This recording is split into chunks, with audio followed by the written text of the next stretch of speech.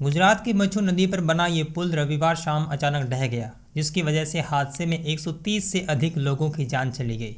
ये पुल private firm द्वारा 7 महीने तक मरम्मत के बाद सिर्फ 5 दिन पहले ही खोला गया था, लेकिन इसे अभी तक नगरपालिका से फिटनेस सर्टिफिकेट नहीं मिला था। उससे पहले ही लोगों के लिए खोल दिया गया। 100 साल पुराना ये पुल करीब 6:30 बजे तब ध्वस्त होकर गिर पड़ा जब ये लोगों की भीड़ से भरा था। 100 लोगों की क्षमता वाले इस पुल पर उस वक्त करीब 400 से अधिक लोग बताए जा रहे हैं। ये पुल ओरेवा कंपनी को रखरखाव और मेंटेनेंस के काम के लिए 15 सालों से दिया गया था। इसी साल मार्च में इसे रेनोवेशन के काम के चलते जनता के लिए बंद कर दिया गया था। रेनोवेशन पूरा होने के बाद इसे गुजराती न्यू ईयर 26 अक्टूबर के दिन जनता के लिए खोला गया था और ये दुखद घटना घट गई। आज प्रधानमंत्री मोदी मोराबी गए और पीड़ितों से मिले, लेकिन मोदी के अस्पताल जाने से पहले वहां पर रंग रोगन और मरम्मत की तस्वीरें आई, जिनको लेकर सोशल मीडिया पर जमकर आलोचना हो रही है। और यह जायज़ भी है। वो इसलिए क्योंकि जब प्रशासन को लगता है कि अस्पताल में मरम्मत और रंग रोगन की आवश्यकता है, तो फिर मोदी के आने का इंतज़ार क्यों कर रहे थे? क्या उससे पहले अस्पताल की स्थिति सुधारने की ज़रूरत महसूस नहीं हुई? यह दरअसल देश का दुर्भाग्य है कि देश का ढर्रा जैसे जैसे चल रहा है। कहीं भी अव्यवस्थाएं हैं वो यथावत हैं। उन्हें तभी सुधारा जाएगा जब वो कैमरे की नज़र में आएंगी, वरना उनकी दुर्दशा से किसी को कोई मतलब नहीं है। मैं इस मोराबी की दुर्घटना पर 2 बिंदुओं में अपनी बात रखना चाहता हूं और इससे जुड़े तथ्यों को आपके सामने रखूं, ताकि इस तरह की हर घटना को उनसे जोड़कर देख सकें और ऐसी घटनाओं की जड़ को समझ सकें। इस तरह की घटनाओं में 2 तरह के पक्ष हैं। एक तो प्रशासनिक पक्ष, सरकारी पक्ष, और दूसरा हमसे, जनता से जुड़ा हुआ पक्ष।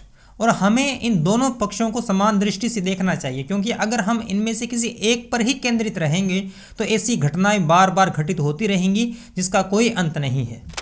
पहला सवाल गुजरात की भाजपा सरकार से बनता है। आखिर मरम्मत के बाद बिना सेफ्टी सर्टिफिकेट के उस पुल को जनता के लिए क्यों खोला गया? क्या वहां पर सुरक्षा गार्ड्स वगैरह नहीं थे जो पुल पर लोगों की संख्या को सुनिश्चित कर सकें?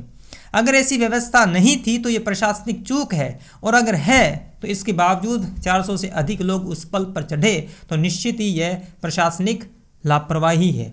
इसको लेकर निश्चित रूप से भाजपा सरकार से और इसके जो जुड़े लोग हैं, जिम्मेदार लोग हैं, उनसे सवाल पूछा जाना चाहिए। दूसरा, क्या नागरिक होने के नाते हमारी कोई जिम्मेदारी नहीं है? क्या इन जानलेवा दुर्घटनाओं के पीछे हमारा कोई योगदान नहीं होता? इस पक्ष को हमें नज़रअंदाज नहीं करना चाहिए, ये बहुत ज़रूरी है। दुनिया की कोई भी व्यवस्था आपसी सहयोग के बिना नहीं चलती। भले ही सरकार कुछ भी कर ले, उसको जमीन पर उतारने और सफलतापूर्वक क्रियान्वयन के लिए जनता का सहयोग बहुत जरूरी होता है। अगर हमें यह लगता है कि सब कुछ सिस्टम ही करेगा, हमारी कोई रिस्पॉन्सिबिलिटी नहीं है, तो ये अच्छी बात नहीं है। इस मोराबी पुल के ऊपर झूलने के अनेक पुराने वीडियो सामने आए हैं। अनेक व्लॉगर वहां जाकर वीडियो बनाते थे और उसके तारों को पकड़कर झुलाते थे और आनंद लेते थे, और ये बरसों से चला आ रहा था। जब तक ये टूटा नहीं तब तक ये आनंद का जरिया था। आपको मैं अनेक वीडियो दिखा रहा हूँ। अब यहाँ कहा जा सकता है कि ये पुल को झुला रहे हैं तो उन्हें रोकने वाला कोई क्यों नहीं? प्रशासन कहाँ है? ठीक है, वो सवाल पूछ लिया, लेकिन हमें यह भी सोचना चाहिए कि जो पुल पर चढ़कर अपने आप को झुला रहा है, पुल को झुला रहा है, उसके दिमाग में क्या कचरा भरा है या पागल है जो अपने पैर पर ही कुल्हाड़ी मार रहा है? उसे समझ नहीं आ रहा कि वो नदी के ऊपर खड़ा है, कोई रोके टोके उससे पहले उसकी खुद की जिम्मेदारी नहीं है क्या? देखिए, कार निर्माता कार बनाता है तो उसकी सुरक्षा का पूरा बंदोबस्त करता है। जब उसकी सेफ्टी कमज़ोर होती है तो उससे सवाल पूछा जाता है, लेकिन जब हम सड़क पर उस कार को लेकर चलें तो सीट बेल्ट लगाकर चलना हमारी खुद की जिम्मेदारी है। हमारी लाइन में संभल कर चलना हमारी जिम्मेदारी है। इस सहज सी बात को समझना बहुत ज़रूरी है। इसमें कोई संदेह नहीं कि भ्रष्टाचार और प्रशासनिक दृष्टि से चूकों पर सवाल पूछा जाना चाहिए। जिम्मेदार लोगों पर बेशक कार्रवाई हो, लेकिन 130 लोगों की जान जाना कोई सामान्य बात नहीं है।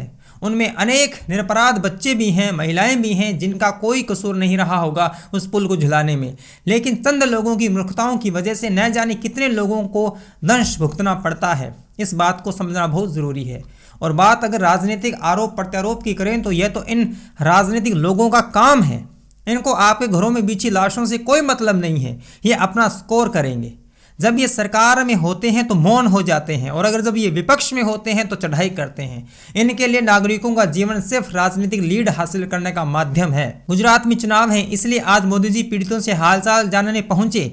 अगर चुनाव नहीं होते तो क्या यह संभव होता? मुझे तो नहीं लगता। बाकी अच्छी बात है, पीएम पीड़ितों से मिल रहे हैं। इधर राहुल गांधी ने इस मामले में कायदे की बात कही। उन्होंने कहा कि इस मामले पर वो कोई राजनीतिक टिप्पणी नहीं करना चाहते।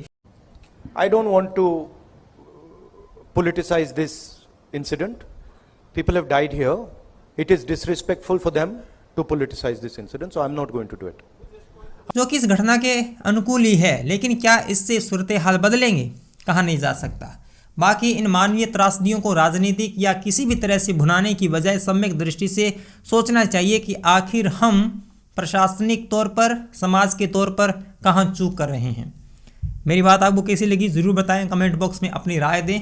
और अगर आपको मेरा काम पसंद आता है तो आप मुझे सपोर्ट कर सकते हैं पेट्रियन, पेपाल, फ़ोनपे पे। मिलेंगे अगले वीडियो में, तब तक के लिए धन्यवाद। सब्सक्राइब कीजिए कुमार शाम यूट्यूब चैनल को और बेल आइकन भी दबाना न भूलें।